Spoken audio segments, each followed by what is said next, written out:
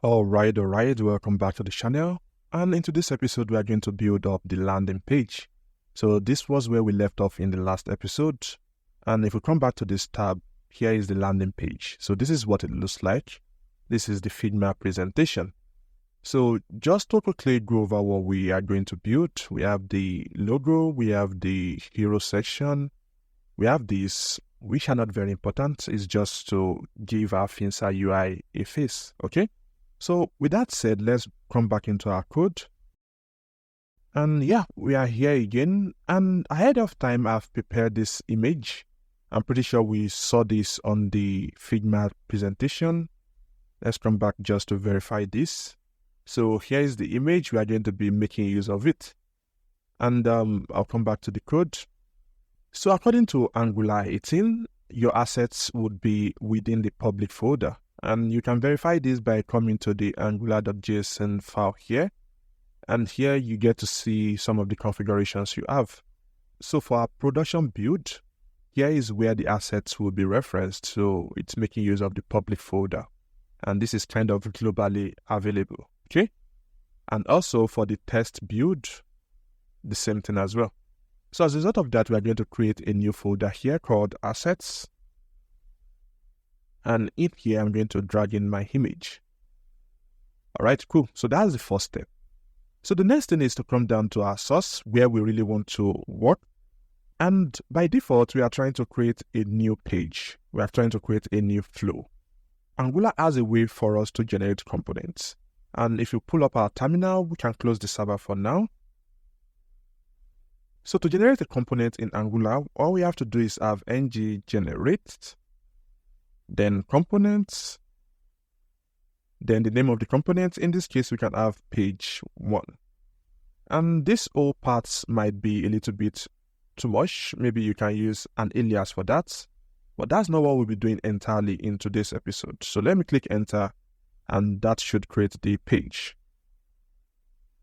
So it did create the page, and if we come back to this, so we have the new component here, as you can see. Looks good. However, we are not going that route, so I will remove this. So I find the structure created to be too complicated most times. I'm coming from the React side of things, and I kind of enjoy the simplicity of what we have there. And that's what I still want to maintain in this Angular project. So instead, what I'm going to do is I'm going to create a folder and call this pages. And inside this, I'm going to have my home page. So I'm going to have another folder called home. And inside home, I'm going to have 2 files. The first one will be home.ts. Then we are going to have the home.html. So yeah, this is going to hold our HTML content, and this is going to hold our TS content, TypeScript content, or rather logics. And also, coming back to the app section, we can have a cleanup here. So we are not making use of the spec, neither are we making use of the SCSS. So as a result of that, we can remove both. And as a result, if the SCSS was still in existence here, then we have to remove it. Fortunately, it looks like that has been cleared out initially by me. So yeah, we are good to go on this note. So coming back to the home.ts, we need to be able to see what the home.ts entails. Because as of now, if we open our server again, so the content we are currently seeing here is coming from the app component. So this. So first thing first, let's remove this. Cool. So now on our browser, we don't have anything again at all, which is fine. So coming back to our home.html, we are going to start with the component part. So here we're going to have our component. Then again, this is going to be a standalone component, which is going to be true. So this is going to be a route page. And as a result of that, it's not going to be used in any other part. So based on that, there is no need to have a selector. However, we are going to have the template URL, which is going to be .home/html, like that. Finally, here we can have the export. So export class on page. So we don't need the constructor. We don't need any definition. So we can just remove all that. And we are good on this.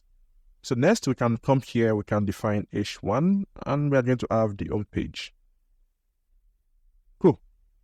So now that we've defined this, how do we get this to show on our page? And we're going to be achieving this using the routes. So within our routes, we are going to come here, define the path.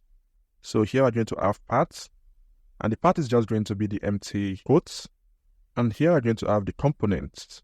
The component is going to be the home page. Okay, so with that saved, let's come back to our browser. And now we have the home page, which looks good. So we are trying to create this, and what we currently have is quite far from that. However, what we have here is just static contents. I'm pretty sure most of us can create HTML and CSS. So what I'm going to do instead is try to speed through this, set up the structure. Any part that I think we need to discuss together, I'm going to come back to discuss it. Then we can continue with our flow. So yeah, let me run through this.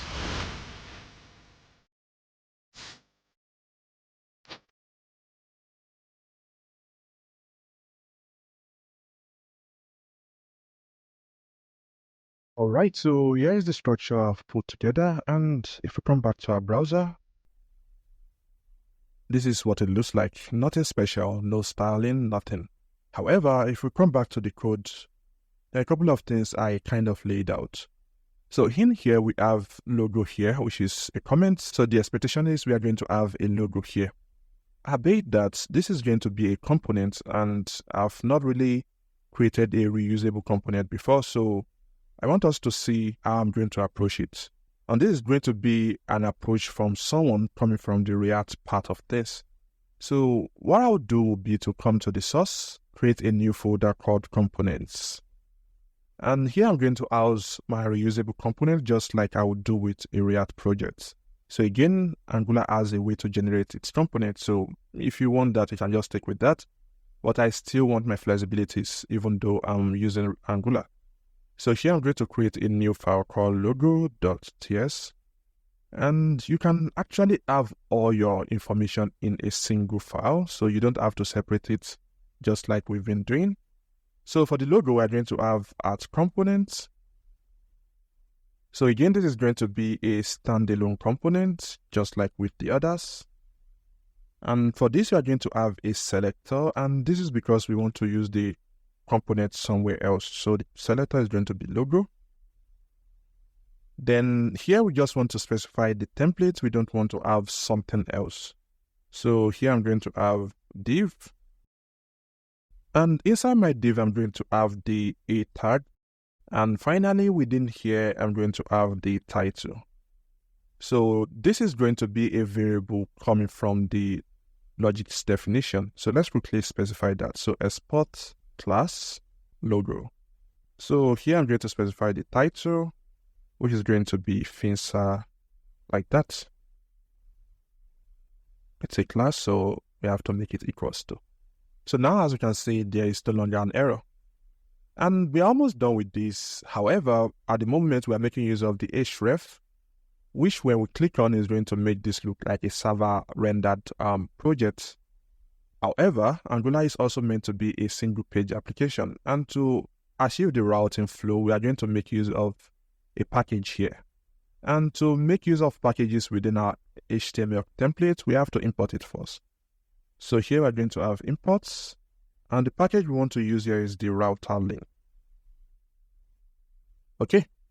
So now with the router link defined, it also has a selector, or more like the parameter, and it's associated with the a tag. So here we can have the router link, and we can specify the paths we are going to. So for the logo, this is just going to return us back to the home page if we are somewhere else. So yeah, this is what I want to have for this. And with this defined, we can come back to the home.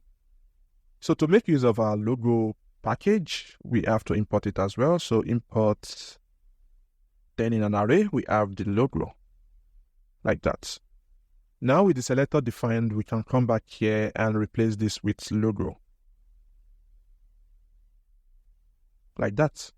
So just to confirm that this is working, we can come back to our browser. And there we have it. Here is the logo. Again, not styled. We're going to come back to that later on. So scrolling down again, we have the a tag here. So just like we have with the logo, we come back to the home page, we import the router link, then we come back here again, we replace this with the router link.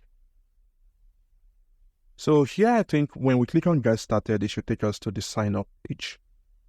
Cool. Then the next one we have here is the image. So Angular has an optimized image version. And to use that, we come back to the home here, we import the package ng optimized image. And this kinds of manage all the LCP, largest contentful stuff, everything that deals with SEO, it handles that. So now we can come here, we can change this to ng source. And if you remember, we defined our assets within public. So how do we get access to it? And it's quite straightforward. We have assets, the name we define the folder as, then the file itself, which is image.jpg. So just like with Nest Image, you have to specify the dimensions, maybe an initial one, which you can configure later on. So on that, I'm going to have the width as 500, and I'm going to have the height as 250. Okay. Then one more parameter we can specify here is the prioritize parameter. So this ensures that the image loads immediately, so we don't have to wait for it. And that's our configuration for the image. So with all this done, let's take a look at what we have. So this is what we have. Again, no styling. So we're almost done with the home page. If we come back to the UI design, you see that we have two cards. And the reason why I've left them not defined is because they are literally identical. So if we take a look, they are identical. The only difference is the content. So as a result of that, we are going to have this as a component. You might not really bother about this for now. It's quite straightforward. We've already shown how we can use image if we need to. So our focus would just be to implement the card content such that it's reusable. So coming back into the code, so just like we have with the logo, here we're going to define a new file and call this card.ts. Okay, then we have components. Again, this is going to be a selector card standalone component, like that. So yeah, as you can see, the template is already giving us a structure. So according to our card, all we need is a title and a content. However, this title and content are not predefined. They are meant to come in as an input. So let's define that. So this is already trying to give us the structure of what we want. However, we want this to be an input, which means someone using this component can specify what the title would be. And all we have to do here would just be to have at input. So there we have it. So we can have an initial value if we want. Yeah, this is just a placeholder. And I think that's fine. So the same thing for the content. So we have the H1 for the title and P for the content. And now we can come back to the home page, import the card, like that. So let's verify the selector again, so card. And now we can come back to the home page, the home.html. So we can use the card selector, we can close it. And now we can pass in parameters. So we can send in the title. In this case, it's going to be card generation. Then the contents. So I'll just speed through this. So yeah, that's the definition for the first card. Let's add the second card as well.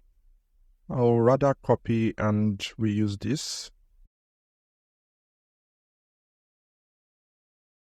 All right, so we have them all defined. Let's verify if they actually show up.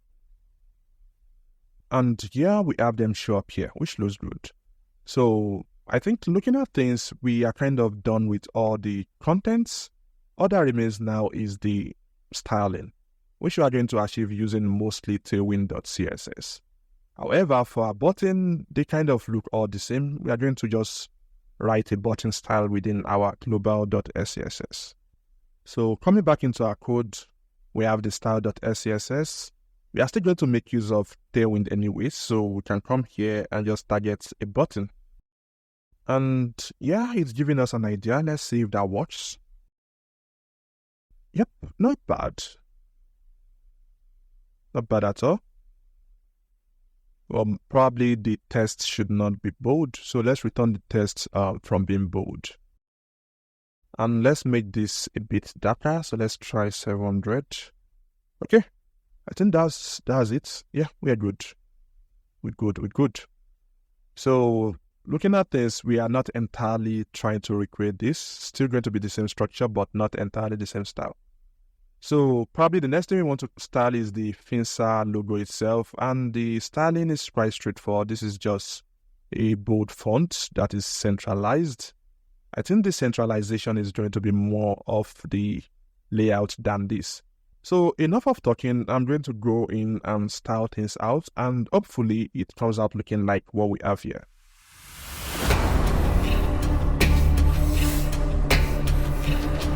Okay, so things looks to be setting up, as we can see.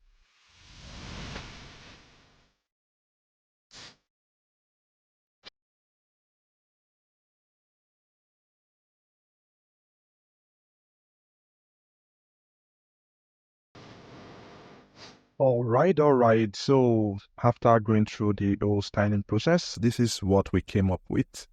So looking good, a little bit different from what we have here. As you can see, these are colored text. However, I think the black color seems to be more kind of matured, I think. Then this as well. So the only thing missing now is the card icon here, which I won't really bother with. I'm pretty sure we can achieve that, considering the fact that we now know how to manage an image if we want to. And if we want, we can just use an SVG here directly. That works as well.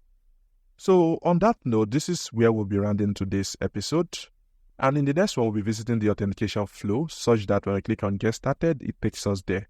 So this is not working yet because we've not set up the route. So yeah, there we have it, guys. See you in the next episode. Bye for now.